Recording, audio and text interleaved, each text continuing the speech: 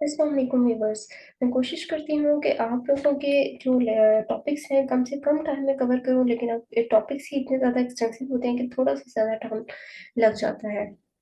तो स्टार्ट करते हैं आज के 183 to 192 topics. The peer observation, what is peer observation? Within the colleagues जो आप ऑब्जर्व कर रहे हैं टीचिंग एक्सपीरियंस को, दैट इज पीयर ऑब्जर्वेशन। अब फोर हैं focus areas for the peer observation. वो कौन से हैं? प्लानिंग, ऑर्गेनाइजेशन या content, teaching strategies, resources, presentation management, assessment, monitoring. Planning, organization या कंटेंट में क्या आता है कि आपने अपने जो एम्स हैं या आउटकम्स हैं या एबिलिटीज, नीड्स या इंटरेस्ट ऑफ स्टूडेंट हैं, उस सबको प्लान करना है। Then teaching strategies and resources, इसमें ऐसे कौन कौन से मेथड्स हैं जो प्रॉपरली लेक्चर डिलीवर करने के लिए यूज किए जा सकते हैं, या फिर आप स्टूडेंट्स की एबिलिटी, उनकी नीड्स या नीड ऑफ कंटेंट के अकॉर्डिंगली वो मेथड, अप्रोप्रिएट मेथड चूज करते हैं टू टीच द लेसन। और class management is effective and appropriate होनी चाहिए टीचिंग स्ट्रेटजीज में, ये भी इन्वॉल्व है। देन प्रेजेंटेशन और मैनेजमेंट, प्रेजेंटेशन मैनेजमेंट में जो आपका प्रेजेंट करना है या आपकी कम्युनिकेशन स्किल्स हैं वो इफेक्टिव होनी चाहिए और मैनेजेबल हो विद इन टाइम। आप अपना जो लेक्चर है वो प्रेजेंट कर दें। Then assessment and monitoring, various suitable methods हैं जो यूज करके आप स्टूडेंट्स की प्रोग्रेस को मॉनिटर कर सकते हैं, जिस तरह टेस्ट हो गए, क्विज हो गए, असाइनमेंट्स हो गए, ये विजुअल के जिस तरह जीडीबीज होते हैं। तो ये वो टेक्निक्स हैं, सूटेबल टेक्निक्स, जिनको आप यूज करते हुए स्टूडेंट्स की असेसमेंट या मॉनिटरिंग कर सकते हैं। These are the four focus areas of peer observation.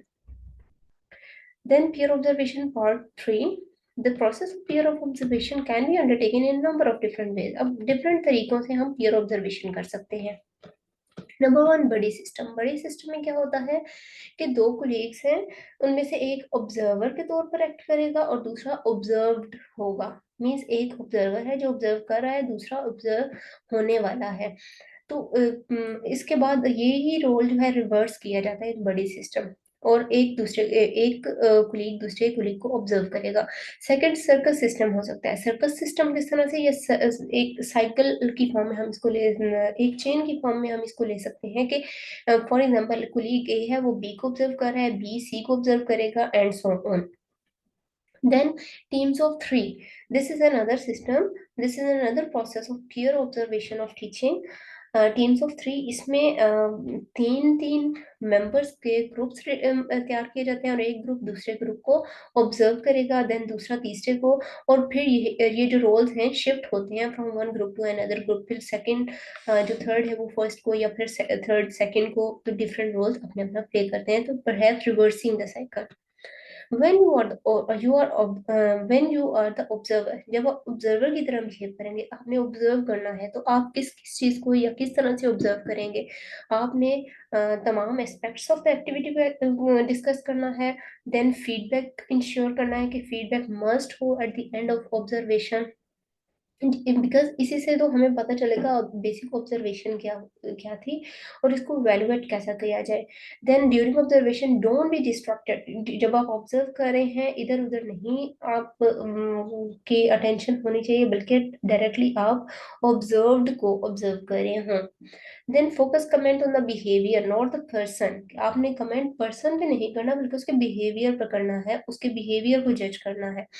Then you should be specific. You should be clear on and balanced. Brief and specific observation होने चाहिए, यानी कि scopes. These are the these are your observing characteristics. Scopes is a mnemonic used here. Give feedback, और जो feedback है वो as soon as possible देना चाहिए। और प्रायोरिटाइज योर कमेंट्स, अपने जो कमेंट्स हैं उनके उनको आपने प्रायोरिटी देनी है। Then what is a lesson study? Lesson study क्या है? ये बेसिकली जापानीज टीचर यूज करते हैं। It is basically a professional development process. जो आपके डेवलपमेंट, प्रोफेशनल डेवलपमेंट है, उसका ये प्रोसेस है। और इसमें क्या किया जाता है, आप की जो प्रैक्टिस है आप उसको सिस्टमैटिकली एग्जामिन करते हैं, एक सिक्वेंशियल स्टेप्स के थ्रू आप अपनी जो टीचिंग प्रैक्टिस है उसको एग्जामिन करेंगे। अब गोल ऑफ लेसन स्टडी क्या होता है, इसका गोल है कि जो टीचिंग एक्सपीरियंस है वो इफेक्टिव होने चाहिए, हाईली इफेक्टिव हो, और जो स्टूडेंट्स की लर्निंग स्किल्स को इम्प्रूव करें। This is the goal of the lesson study. अब फोकस ऑन द एग्जामिनेशन, अब फोकस क्या है एग्जामिनेशन ऑफ लेसन्स का, the study lesson two.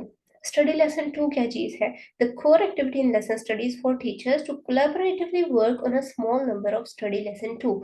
Study lesson two use to examine the teachers practice. Study lesson to teacher की practice को examine करने के लिए यूज किया जाता है। अब working on a study lesson, जब आप स्टडी लेसन पर वर्क करेंगे तो आपको कौन कौन सी चीजें इनकाउंटर करनी पड़ती हैं, रिसर्च एंड प्रिपरेशन, कि सबसे पहले आपने स्टडी लेसन जब पर काम करना है तो रिसर्च या प्रिपरेशन होगी, आप लिटरेचर सर्च करेंगे, आप प्रिपेयर करेंगे लेसन, देन उसको इम्प्लीमेंट करना है। इम्प्लीमेंट के बाद, इम्प्लीमेंट के आपने जो इम्प्लीमेंटेशन की है within the classroom while others group are members are looking on, तो हमने क्लासरूम में उसको प्रेजेंट किया, इम्प्लीमेंट किया, और दूसरे मेंबर्स उसको लुक ऑन कर रहे हैं। उसके बाद उस पर रिफ्लेक्शन की जाती है, उस उसको डिस्कस किया जाएगा, उसको गो थ्रू किया जाएगा एक दफा, और इम्प्रूवमेंट की तरफ स्टेप ऑन करते हैं। The group comes together to discuss their observations of the lesson. तो फर्स्ट में लेसन प्लान किया, रिसर्च या उसको प्रिपेयर किया, सेकंड इम्प्लीमेंट किया, थर्ड में उसको रिफ्लेक्ट किया जाएगा, इम्प्रूवमेंट की तरफ जाएंगे, and then second implementation and reflection की जाती है। इट इज ऑप्शनल बेसिकली, कि जब हमने इसमें रिफ्लेक्ट किया या इम्प्रूवमेंट की डिस्कशन सजेशंस दी हैं, अब उसकी बेस पर कि कौन कौन सी डेफिशिएंसी हमने वो फुलफिल करनी है, तो सेकंड इम्प्लीमेंटेशन के अब वो सारी चीजें जो पहले डेफिशिएंसी थी अब अगेन उस लेसन को इम्प्लीमेंट किया जाए, उन तमाम डेफिशिएंसीज को बी से रूल आउट करके प्रॉपरली लेक्चर को डिलीवर किया जाए। एंड रिफ्लेक्शन ये ऑप्शनल होती है। हेयर यहाँ पर ये जो प्रोसेस है वर्किंग ऑन लेसन प्लान, इसका एक डायग्रामेटिक रिप्रेजेंटेशन है कि फर्स्ट रिसर्च एंड प्रिपेयर किया, लेसन लिटरेचर सर्च किया, लेसन को प्रिपेयर किया, और ग्रुप मीटिंग हुई। अब उस लेसन को इम्प्लीमेंट किया विद इन द क्लासरूम, और बाकी ग्रुप जो है उस पर लुक ऑन करेंगे, उसको ऑब्जर्व करेंगे, ऑब्जर्व करने के बाद ग्रुप मीटिंग होगी जिस पे रिफ्लेक्शन की जाएगी उस तमाम इम्प्लीमेंटेड लेक्चर पर, और उसमें इम्प्रूवमेंट की सजेशन दी जाएंगी। अब ये जो second study lesson two this which you had studied about, study lesson two क्या चीज़ है कि रिफ्लेक्शन के बाद हमें फ्लॉज पता चले हैं, डेफिशिएंसीज पता चली हैं, अब उनको बीच से निकाल कर उन डेफिशिएंसीज को खत्म किया जाए, और second study lesson two implement किया जाए। ये ऑप्शनल होता है। और देन ग्रुप मीटिंग अगेन हो, जो इस स्टडी लेसन टू को रिफ्लेक्ट करेगा, और फिलिंग ऑफ रिकॉर्ड्स होगी, रिकॉर्ड्स को हम ये बेसिकली नोट डाउन कर लेंगे। Then the lesson plan is the backbone of the study lesson. ये एक एमसीक्यू के थ्रू भी आप कर सकते हैं कि लेसन प्लान बैकबोन होता है ऑफ द स्टडी लेसन। जिस तरह से आपने एक पूरी बुक पढ़नी हो, वो आपको उसमें से कुछ नहीं समझ आएगा अगर आप उसका टेबल ऑफ कंटेंट जब तक आपको नजर नहीं आएगा। जब टेबल ऑफ कंटेंट आएगा आपको सीक्वेंस ऑफ द टॉपिक्स या सीक्वेंस द लेसन समझ आ जाएंगे, और आप उस बुक को इजीली अंडरस्टैंड कर सकेंगे। बिल्कुल इसी तरह से जो लेसन प्लान होता है वो स्टडी लेसन का की बैकबोन होता है। Lesson plan supports the lesson study process. अब ये तीन तरीकों से एक्ट करता है। Teaching tool, lesson plan is basically a teaching tool, communication tool and observation tool. Teaching tool में ये एक स्क्रिप्ट प्रोवाइड कर रहा है टीचर्स को कि उन्होंने day by day daily yes in the sequence कौन से लेसन या कौन से टॉपिक्स पढ़ाने हैं। देन कम्युनिकेशन टूल ये हेल्प आउट करता है टीचर्स को थिंक आउट करने के लिए, who plan the lesson plan supports the lesson study process. उसके अलावा ये एज एन ऑब्जर्वेशन टूल भी काम करता है। Lesson plan it guides what to look for in the lesson, कि हमने लेसन में देखना क्या है, उसमें पढ़ाना क्या है, आगे हमने फर्दर क्या लेकर जाना है। तो lesson plan backbone of the lesson study lesson है, और ये तीन तरीकों से भी पता है, teaching tool, communication tool and observation tool. Next, how do reflective practitioners share learning from lesson study? अब रिफ्लेक्टिव प्रैक्टिशनर चार तरह से अपनी जो लर्निंग है वो शेयर करते हैं लेसन स्टडी से: reports, publication, outside advisor, lesson study open house, rotation of teacher, sorry 5 ways से, and structural supports for teachers. One by one ये नीचे हम स्टडी भी करेंगे। अच्छा, लेसन स्टडी का फोकस क्या है? इसका फोकस स्टूडेंट्स की लर्निंग होता है, रादर देन ऑन टीचिंग के स्टूडेंट लर्न कितना कर रहा है। ठीक है, स्टूडेंट्स की लर्निंग ज्यादा से ज्यादा हो, it is the main focus of lesson study. अब वो किस तरह से suppose learning and progress to be improved, इस लेसन स्टडी का जो फोकस है कि लर्निंग और प्रोग्रेस इंप्रूव होनी चाहिए, स्टूडेंट्स की नीड्स फुलफिल हो, टीचिंग टेक्निक और पेडागोजिक सॉल्यूशन डेवलप होने चाहिए जो guide as a guideline practice use हो, and curricular strand for primary framework, कि जो करिकुलम हो वो प्रॉब्लम सॉल्विंग और डिस्कर्सिव राइटिंग हो। Then how do reflective practitioner share learning from lesson study? अब ये जो हमने ऊपर 5 वेज पढ़े हैं जिसमें रिफ्लेक्टिव प्रैक्टिशनर लेसन्स अपनी जो लर्निंग है वो शेयर कर सकता है। नंबर वन, पोस्ट पब्लिकेशन, के जो रिफ्लेक्टिव प्रैक्टिशनर है उसके वो मोटिवेशनल डिस्कशन होती है बेसिकली इसमें, रिपोर्ट्स और पब्लिकेशंस में तो मोटिवेशनल डिस्कशन की जाती है। देन ओपन हाउस में अब जो लेसन है, जो प्लान है, it allows the school to share its lesson study works with other schools, कि एक स्कूल का दूसरे स्कूल के लेसन प्लान के साथ शेयर किया जाता है। Then rotation of teachers, teachers की rotation within different classes लगा दी जाती हैं, तो ये भी हेल्प आउट करता है स्टडी लेसन को प्रमोट करने के लिए। And then structural support for teachers, और ये जो लेसन स्टडी है, सॉरी, जो लर्निंग प्रोसेस है वो शेयर कैसे किया जाएगा, स्ट्रक्चर सपोर्ट टीचर्स के लिए प्रोवाइड करता है ये, such as the structure of the teacher staff room also facilitates the sharing process, के जो स्टाफ रूम का स्ट्रक्चर है कि एक स्टाफ रूम में टीचर्स को कलेक्टिवली अलाउ किया जाता है बैठना, जिससे वो आपस में डिस्कस करते हैं, डिस्कशन होती है उनमें, और जो लेसन स्टडी है या जो उनकी लर्निंग है वो शेयर ज्यादा से ज्यादा होती है। अदरवाइज अगर अलग अलग ऑफिस बना दिया जाता, एक टीचर दूसरे टीचर से कम कम्युनिकेट करता, तो वो अपने एक्सपीरियंस एक दूसरे से शेयर नहीं कर सकते थे। तो इसलिए स्टाफ रूम की लोकेशन या उसमें जो फैसिलिटीज प्रोवाइड की गई हैं with in the same cabin, teacher sitting arrangement in the same cabin helps the teachers to discuss their experience. Then group and peer supervision. Group and peer supervision में क्या चीज है?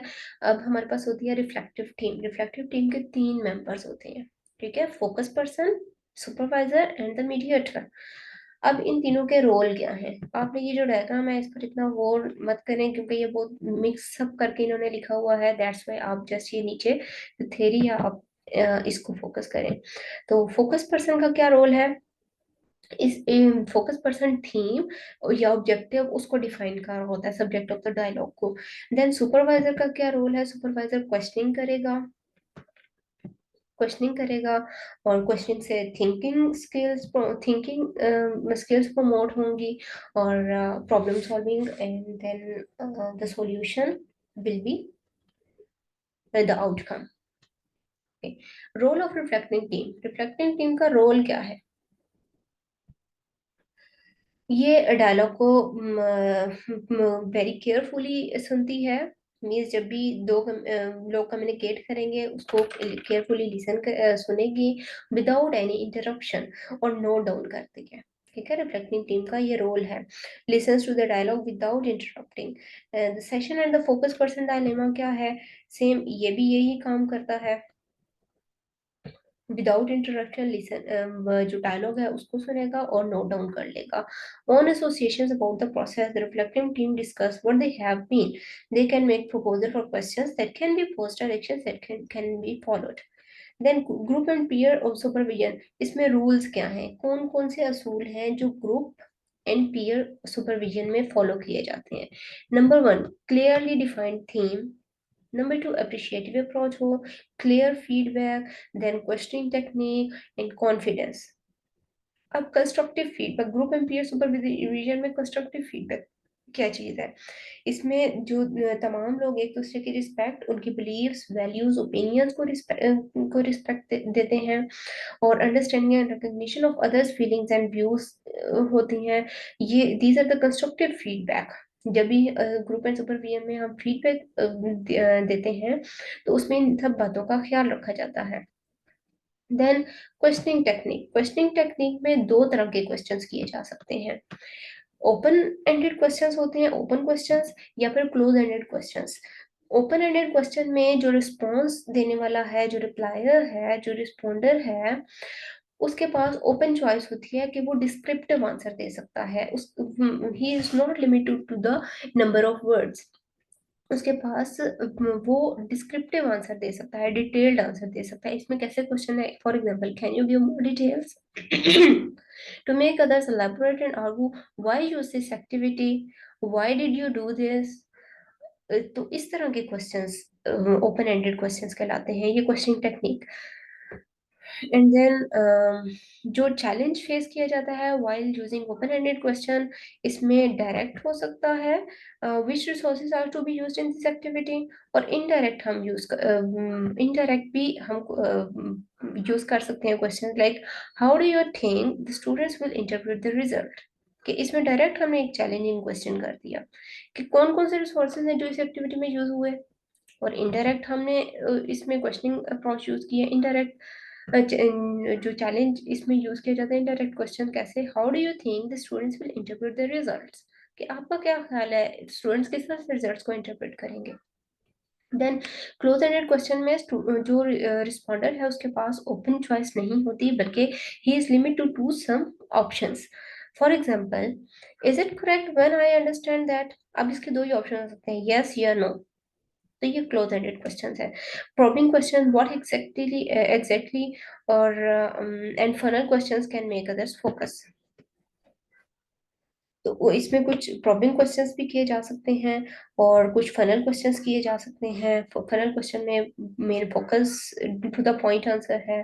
And then group of peer observation में rules क्या है, ये जो अभी हम ऊपर भी पढ़ चुके हैं, clearly defined theme, appreciative approach, clear feedback, questioning technique and confidence. It is basically the repetition here. Then supervision and what is it. Supervision क्या चीज है।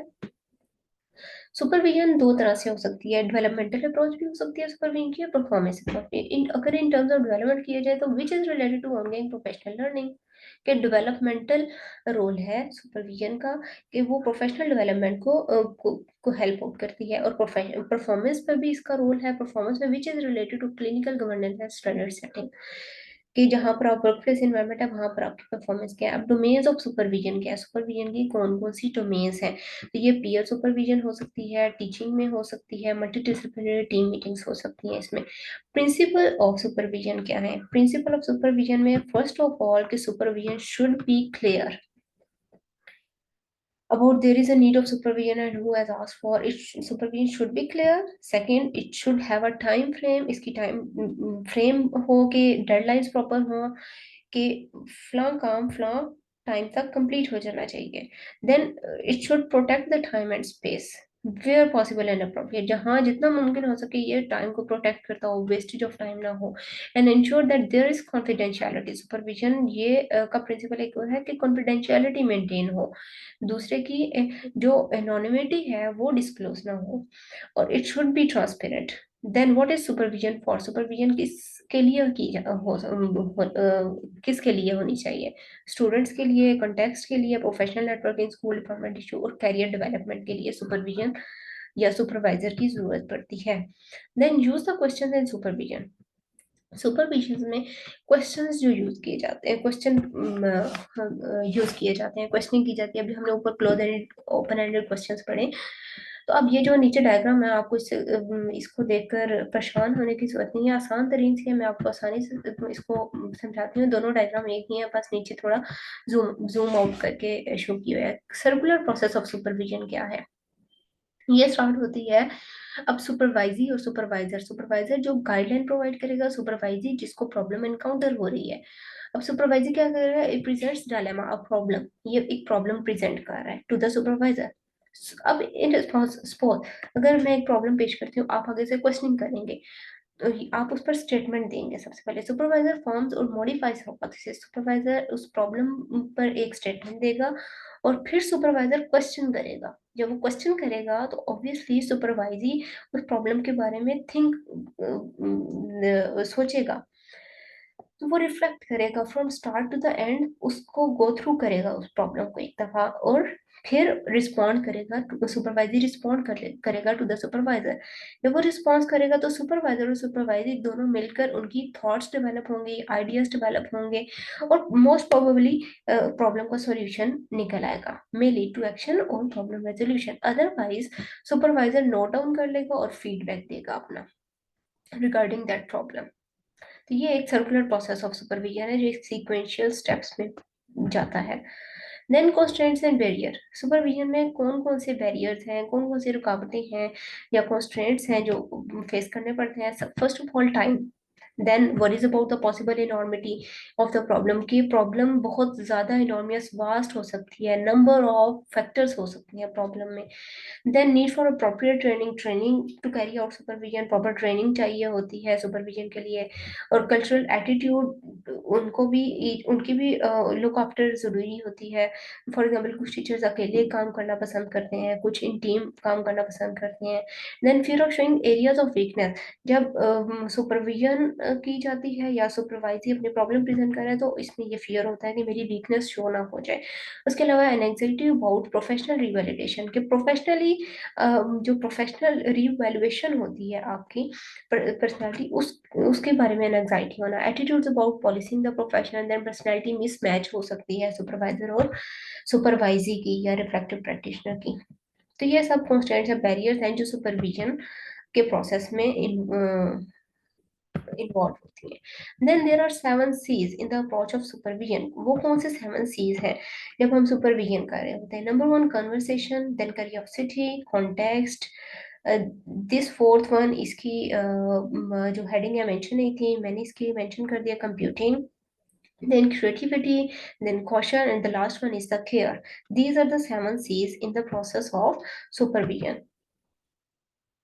Then differentiated supervision, the premises, premises क्या होता है, सपोज एक कोई घर है, कोई बिल्डिंग है, उसके सराउंडिंग में जो लैंड है वो विद इन ऑफिशियल ऑफिस या किसी बिजनेस की वो ने ऑक्युपाई की हो, तो इसको हम कहते हैं प्रेमिसेस, कि उसके सराउंडिंग किसने ऑक्युपाई की हुई है। अब प्रेमिसेस क्या है डिफरेंशिएटेड सुपरविजन में, there are lot of very good teachers in education, teachers best determiners होते हैं। तमाम teachers, not all teachers need to be observe continuously, तमाम टीचर्स को कंटिन्यूसली ऑब्जर्व करना जरूरी नहीं होता। कोलैबोरेशन या professionalism breed creativity and motivation. These are the premises in differentiated supervision. Then 4 more than differentiated supervision के 4 तरह से differentiated supervision होती है। Number 1 focused assistance, number 2 technical supervision, number 3 peer coaching, number 4 self directed professional development। अब इसी same colour में मैंने नीचे हाईलाइट की हुई हैं इनकी डिटेल्स। एक्चुअली ये थोड़ा सा कंफ्यूजिंग था, दैट्स व्हाई। फोकस असिस्टेंट में क्या आता है, to resolve a specific problem, कि एक स्पेसिफिक प्रॉब्लम को आपने रिजॉल्व करना है, या to provide direction to new teacher, या जो न्यू टीचर्स है आपने उनको डायरेक्शन गाइड प्रोवाइड करनी है फोकस असिस्टेंस में। टेक्निकल सुपरविजन क्या है, teachers not in focused assistance can choose this form of supervision, वो टीचर जो फोकस असिस्टेंस को नहीं चूज करते वो टेक्निकल सुपरविजन यूज करते हैं। All reflective practitioner benefit from the participation in this phase, क्योंकि इसमें सब स्टाफ पार्टिसिपेट कर रहा होता है। Then peer coaching and self directed. अब peer coaching क्या है? What is peer coaching? Teachers working as a team to collaborate around individual developmental goals in a non-threatening supervisory model. Okay, within the colleagues जो आप coaching करेंगे या फिर supervise कर रहे होंगे, दैट इज पीयर कोचिंग। अब प्रोसेस ऑफ पीयर कोचिंग क्या है? नंबर 1, सबसे पहले पार्टनर सिलेक्ट किया जाएगा। पार्टनर सिलेक्ट होने के बाद गोल सेट किया जाएगा, कोई ऑब्जेक्टिव। अब उस गोल को मीटअप करने के लिए ऑपरेशनलाइज गोल्स कुछ स्टेप्स सजेस्ट किए जाएंगे। देन उसके बारे में डेवलप डाटा कलेक्शन इंस्ट्रूमेंट, हमें डाटा कलेक्ट कैसे करना है, डाटा कलेक्ट करने के बाद ऑब्जर्वेशंस क्या होंगी, उसको ऑब्जर्व करना है, उस पर उसको इंटरप्रेट करेंगे, एंड देन डाटा शेयरिंग। और जब डाटा कलेक्ट हो गया, ऑब्जर्व हो गया, अब डाटा शेयर किया जाएगा एंड प्रैक्टिस को मॉडिफाई किया जाएगा। कि ऐसी कौन कौन सी प्रैक्टिस है हम यूज करके पीयर कोचिंग के प्रोसेस को इफेक्टिव बना सकते हैं। Then challenges of interprofessional working for reflective practice। इस चैलेंज कौन कौन से चैलेंजेस है, इसमें कुछ ड्राइवर्स हैं जो ड्राइव करते हैं, प्रमोट करते हैं इंटर प्रोफेशनल लर्निंग को with in the professional learning. अब इसमें कौन कौन से हैं ड्राइवर्स? नेगेटिव एटीट्यूड या परसेप्शंस को मॉडिफाई करना, to remedy the failure, reinforce करना collaborative competence को, to implement policies, to improve services, effect change, enhance job satisfaction, create more flexible working conditions, to counter reductionism and fragmentation। तो these ये तमाम ऐसे factors हैं जो inter professional learners को drive कर रहे होते हैं, प्रोमोट करते हैं, उसको चला रहे होते हैं। देन कुछ प्रिंसिपल्स हैं, there are 5 principle of inter professional learning. 5 principles कौन से हैं? इम्प्रूव, ये तमाम प्रिंसिपल, सब principle basically teaching teacher and student centred होते हैं। Such as it tells us that improves the quality of teaching, focuses on the needs of the student, then encourage the professionals to learn with, from, and about each other. And the fourth one, respect the integrity and contribution of each professional. And the fifth one, increases professional satisfaction. These are the 5 principles of interprofessional learning। ये था हमारे आज के 20 topics. इंशाल्लाह आपको next lecture में मिलूंगी, जिसमें 193 to 200 193 to 202 the topics cover होंगे। आप सबसे रिक्वेस्ट है, काइंडली चैनल को सब्सक्राइब कर लें, लाइक करें, शेयर करें, कमेंट करें। Thank you so much. Allah Hafiz.